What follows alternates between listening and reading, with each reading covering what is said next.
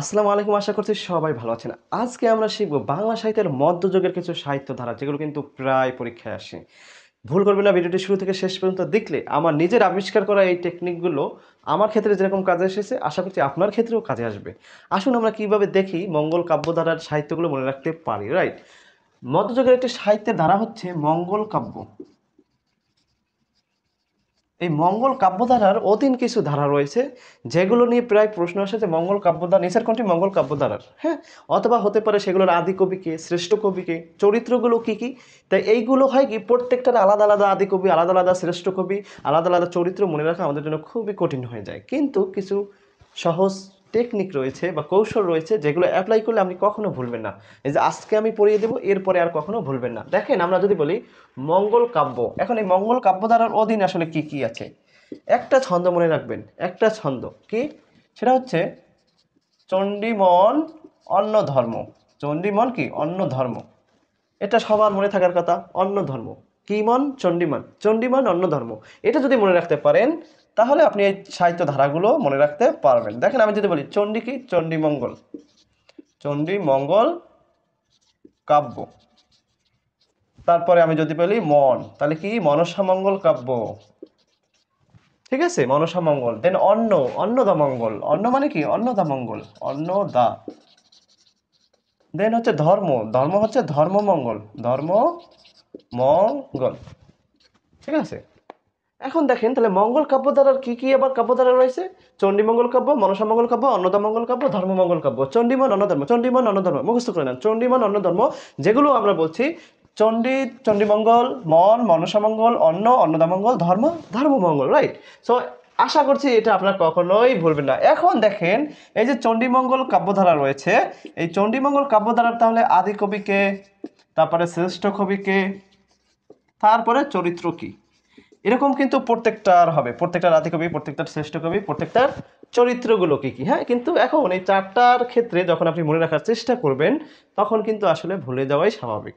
কারণ আপনার শুধু তো বাংলা সাহিত্যের মধ্যযুগ পড়তে হবে না, আদি যুগ আছে, আধুনিক যুগ আছে। তো এত কিছু পড়ার পরে আসলে যদি আমরা কিছু সহজ টেকনিক মনে রাখতে পারি তাহলে কিন্তু আমাদের এটা সারা জীবন মনে থাকবে। দেখেন, আমি যদি বলি চণ্ডিক মঙ্গল কাব্যের আদি কবিকে, শ্রেষ্ঠ কবিকে, চরিত্রগুলো কি, মাত্র একটা লাইন মনে রাখবেন। সেটা কি, সেটা হচ্ছে যদি এইভাবে আমি বলি, দেখেন, চণ্ডী মামু, চণ্ডী মামু কালকে ভারুকে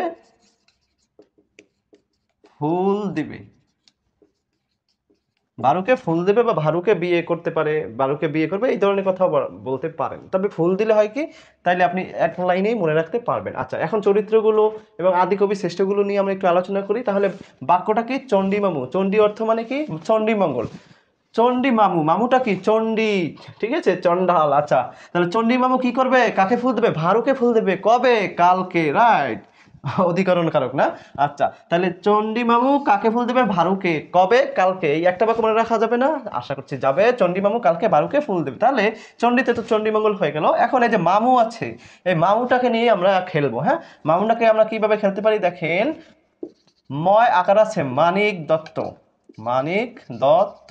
ঠিক আছে, এই যে ময় রস্যকার, এখানে হবে মুকুন্দরাম চক্রবর্তী, মুকুন্দরাম চক্রবর্তী। ওকে, দেন হচ্ছে চরিত্র, এই যে বললাম না ভারুকে ফুল দেবে, তাহলে হচ্ছে, আচ্ছা কালকে আছে, তাহলে চরিত্র একটা হচ্ছে কালকেতু, কালকেতু। তারপর ভারু, ভারু দত্ত। তারপর হচ্ছে ফুল, ফুল্লুরা, ফুল্লরা। তাহলে চণ্ডীমামু কালকে ভারুকে ফুল দেবে, চণ্ডীতে চণ্ডীমঙ্গল কাব্য, মাতে মানিক দত্ত, মৌ, মা মু, মুতে হচ্ছে মুকুন্দরাম চক্রবর্তী। এই শেষ, আদি কবি হচ্ছে মানিক দত্ত, শ্রেষ্ঠ কবি হচ্ছে মুকুন্দরাম চক্রবর্তী। তারপরে চরিত্র, কালকে মানি কালকেতু, ভারুকে মানি ভারু দত্ত, আর ফুল দেবে মানে কি, ফুল্লুরা। তাহলে চণ্ডীমামু কালকে ভারুকে ফুল দেবে কি, শ্রেষ্ঠ আদি কবি, শ্রেষ্ঠ কবি হয়ে গেল। রাইট, মাতে মা আগে, আদি কবি। আদি কবি মানে কি, যিনি শুরু করেন। তাহলে ময়রসুকার এটা পরে, তার মানে শ্রেষ্ঠ কবিটা পরে। ঠিক আছে, এই কারণে পরে মুকুন্দরাম চক্রবর্তী। তো আশা করছি এই একটা বাক্য যদি আপনারা মনে রাখেন তাহলে কিন্তু খুবই সহজে শিখতে পারবেন। তারপর আসেন মনসা মঙ্গল। দেখেন, মনসা মঙ্গলের যদি কথা বলি তাহলে দ্বারা কি, মনোহরি বীজ চলবে, বীজটা কেমন? মনোহরি বীজ। বীজের বিভিন্ন প্রকার আছে, তার মধ্যে একটা হচ্ছে মনোহরি বীজ। ওই যে অন্য ধর্মে বলে না বলহরি, আপনি মনে রাখবেন মনোহরি। তাহলে মনোহরি কি একটা বীজ, সেটা কি চলবে, মনোহরি বীজ দিয়েই আমার চলবে, মনোহরি বীজ দিয়ে আমার কাজ চলবে। ঠিক আছে, এই বাক্যটা মনে রাখা খুব মনে হয় কঠিন না। হ্যাঁ, মনোহরি বীজ চলবে। এই মতে হলে মনসা মঙ্গল, মন মন মন মানে কি মনসা মঙ্গল। আগে যেরকম ছিল না চণ্ডী, ওইভাবে মন থেকে মনসা মঙ্গল। তারপর হরি, আদি কবিকে, এখানে আদি কবি লিখে রাখি, আদি শ্রেষ্ঠ আর হচ্ছে চরিত্র। তাহলে আদি কবি হচ্ছে হরি। হরি মানে কি কানা হরি, কানা হরি, কানা হরি দত্ত। হ্যাঁ, কানা হরি দত্ত হচ্ছেন আদি কবি।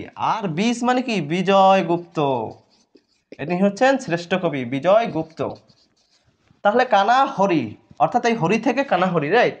এখন বিষয়টা হচ্ছে অপশনে কিন্তু থাকবে, হ্যাঁ, নামগুলো কিন্তু অপশনে পূর্ণাঙ্গ থাকবে। তো আপনি জাস্ট এইটা যদি মনে রাখতে পারেন তাহলে অপশন দেখে আইডেন্টিফাই করতে পারবেন, কারণ একটা নামের সাথে আরেকটা নামের তেমন কোনো মিল নেই। এই কারণে আপনি একটু নামের একটি অংশ যদি মনে রাখতে পারেন সেক্ষেত্রে কিন্তু অপশন দেখলে বাছাই করতে পারবেন। দেখেন, তাহলে হরি থেকে কানা হরি দত্ত, বীজ থেকে বিজয়গুপ্ত।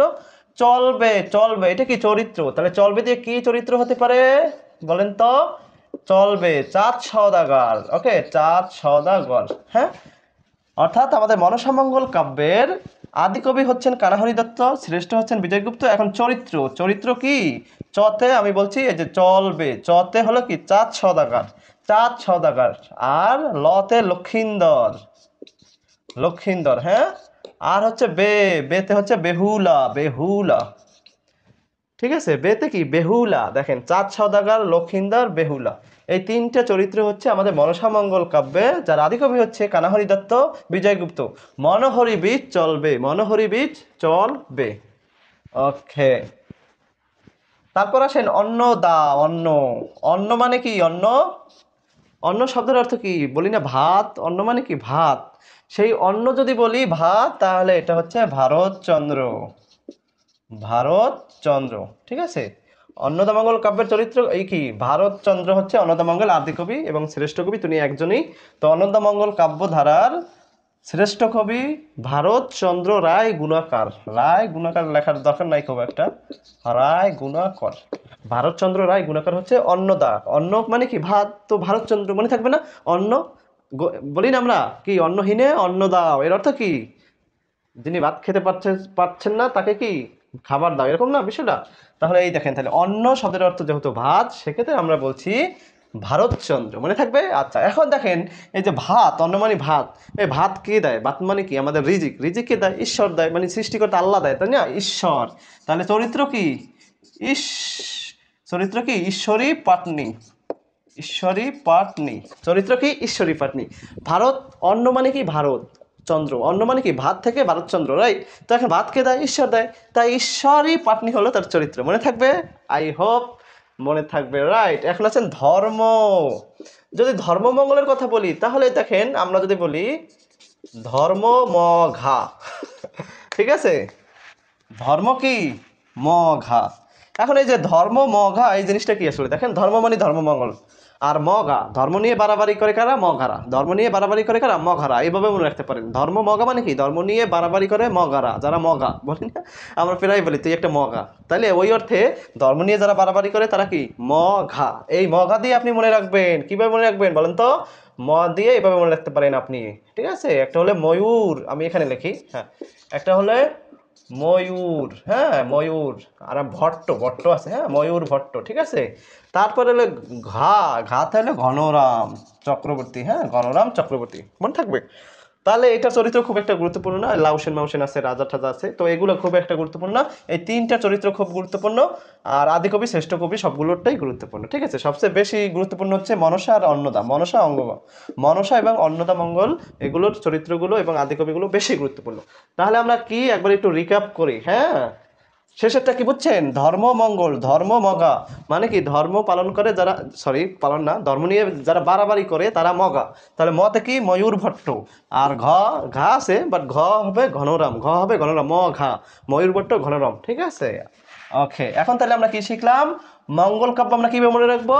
এভাবে, চণ্ডী মন ও অন্য ধর্ম। চণ্ডী মন কেমন মন? চণ্ডী মন কি ধর্ম? অন্য ধর্ম। চণ্ডী মন অন্য ধর্ম, চণ্ডীমঙ্গল মনসামঙ্গল, অন্নদামঙ্গল ধর্মমঙ্গল। এখন আমি যদি বলি চণ্ডী মঙ্গল, তাহলে চণ্ডী মঙ্গল আমরা কিভাবে মনে রাখবো? চণ্ডী মামু কালকে ভারুকে ফুল দেবে। কি করবে? চণ্ডী মামু কালকে ভারুকে ফুল দেবে। গুড, শেষ। তারপর হচ্ছে মনসা মঙ্গল। তাহলে মনসা আমরা কিভাবে মনে রাখতে পারি? মনোহরি চলবে, মনোহরি বীজ চলবে, মনোহরি বীজ চলবে, তাই না? মনোহরি, হরি মানে কি? কানা হরি দত্ত। মনোহরি বীজ মানে কি? বিজয়গুপ্ত। বীজ চলবে, চাঁদ সওদাগর, তাই না? লক্ষিন্দর আর বেহুলা। তাহলে মনসা মঙ্গল গেল। তারপর হলো অন্নদা, অন্ন মানে কি? ভাত, তাহলে ভারতচন্দ্র। আর ভাত কে দেয়? ঈশ্বর দেয়, ঈশ্বরী পাটনি চরিত্র। তাহলে ধর্মমঙ্গল, ধর্মমঙ্গল বলতে কি বোঝায়? ধর্ম মগা, যারা বেশি ধর্ম নিয়ে বাড়াবাড়ি করে তারা মগা। মতে ময়ূর ভট্ট, ঘতে ঘন রাম। ঠিক আছে, মনে থাকবে? ওকে। তাহলে এই ছিল আজকে আমাদের মঙ্গল কাব্যধারার সহজ কৌশল, যেগুলো মানে আপনি যদি এই কৌশলগুলো মনে রাখতে পারেন, আশা করছি এগুলো কখনোই ভুলবেন না। তো আমি পড়ার ক্ষেত্রে এগুলো আসলে অ্যাপ্লাই করি, সেগুলো আপনার সাথে শেয়ার করার একটু চেষ্টা করলাম মাত্র। হ্যাঁ, যদি ভালো লাগে অবশ্যই আমার পেজ অথবা ইউটিউব সাবস্ক্রাইব এবং ফলো দিয়ে রাখবেন। পরবর্তী আরও এরকম কৌশল নিয়ে আসবো ইনশাল্লাহ। তো কমেন্ট করবেন, অবশ্যই শেয়ার করবেন বন্ধুদের মাঝে। তো আজকে এই পর্যন্তই, আল্লাহ হাফেজ।